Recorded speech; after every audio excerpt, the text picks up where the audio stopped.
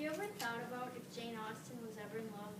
You know, the most famous romance novelist of all time, and arguably one of the greatest authors. Jane Austen was born on December 16, 1775, in Steventon, Hampshire, England. She was the seventh out of 8 children, and her father was a clergyman. When she was 20 years of age, she met an Irishman named Tom Lefroy, who was also 20. Tom was one of 10 children, and as the eldest boy, he was expected to get a good education and marry well in order to help support the rest of his family.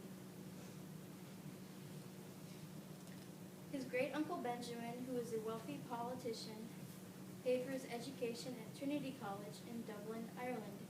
He was studying law there, and when he fell ill and needed a rest, he decided to go spend some time with his English relatives.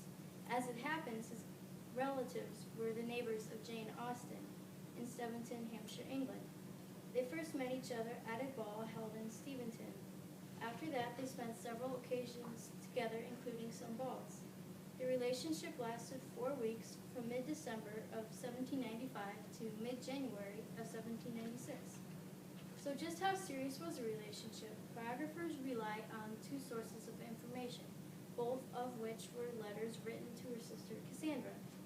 One of the letters during the romance, which was written on January 10, 1796, said, "I am almost afraid to tell you how my Irish friend and I behaved, in the way of dancing and sitting down together. I mean to confine myself in the future to Mr. Tom Lefroy." In other words, she fully intended to dedicate all of her time and attention to him.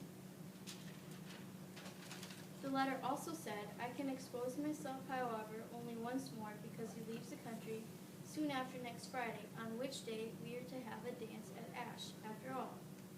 He is a very gentlemanlike, good-looking, pleasant young man." Later in the letter she also adds, "At length the day is coming on which I will flirt my last with Tom Lefroy, and when you receive this it will be over.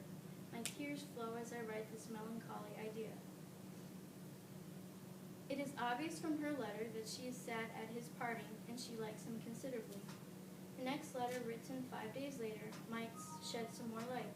In this letter, also written to her sister Cassandra, she said, "I rather expect an offer from my friend in the course of the evening." This strongly indicates that Jane was fully expecting an offer because of his attention he showed her. Tom Lefroy was sent back to college by his relatives, as his family did not approve of the match. Jane was of no fortune or distinction at the time, so they quickly severed the relationship. A year later, Tom became engaged to a wealthy heiress named Mary Paul. They had 7 children together. Tom became a politician, a judge, and eventually the Chief Justice of Ireland. In a letter written from Tom Lefroy's nephew, Thomas Edward Preston, to James Austen, he said, "My late venerable uncle said in so many words that he was in love with her, although he qualified his affections by saying it was a boyish love. His affection for her is obvious from this letter. He lived to the ripe old age of 94. As for Jane, on December 2nd, 1802, a man named Harris Bigwither proposed to Jane while she, her sister, and her mother were staying with friends of the family. He was a wealthy man who had been educated at Oxford. Jane hastily accepted his offer, but the very next day she reconsidered and broke their engagement, because she did not love him. Jane Austen never married and wasn't in any other known relationships. She went on to become a famous novelist, writing titles including Pride and Prejudice, Emma, and Sense and Sensibility. Her books were so popular, many movie adaptations have been made from them.